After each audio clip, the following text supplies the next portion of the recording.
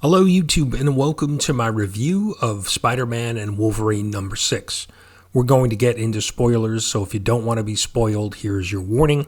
Let's take a look at the creative team. We have writer Mark Guggenheim and artist Geraldo Sandoval. Issue 6 kicks off with Logan and Peter at a bar catching up on some of the recent events. Peter is still trying to wrap his head around Teresa not being his sister, and the fact that that was his last connection to his mom and dad. Wolverine wants to know if that's the only thing on his mind when Peter's spider sense goes off and he heads outside.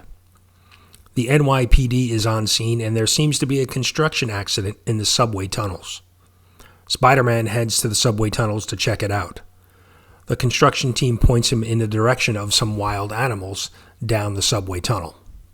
Spider-Man investigates and runs into Vermin, who seems a little bit more agitated than their usual docile selves.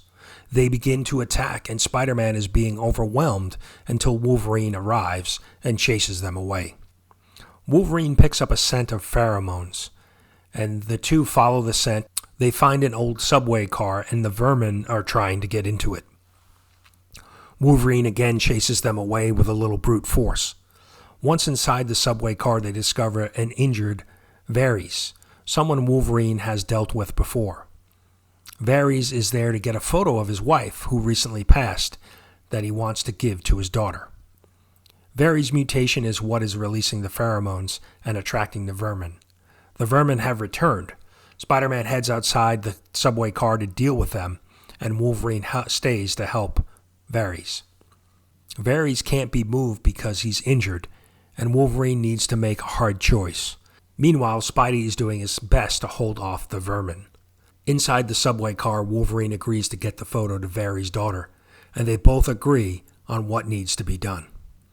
As Spidey continues to fight the Vermin, they suddenly stop.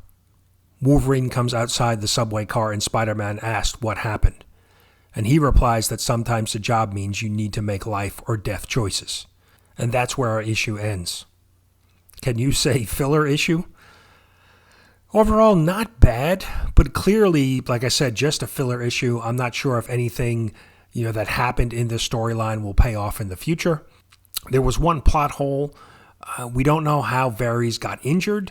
That was really never explained. We can only maybe assume his pheromones, brought in the Vermin and they attacked him, but we don't really know.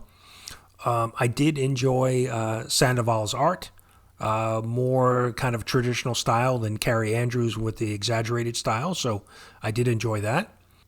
I'm going to give this series another issue or two to see if I stick with it. This one is really just, like I said, I think a throwaway issue, filler, so I don't want to make my decision based on that. Overall, I'm going to go ahead and give this 3 webheads out of 5, or 3 claws out of 5. Overall, not bad. Quick read, good art. Just a filler issue, at the end of the day. So leave me a comment and let me know if you picked up Spider-Man and Wolverine number 6. What did you think of the story and the art? If you're not picking it up, reading it, let me know what you thought of my review. Thanks so much for watching, and we'll see you next video.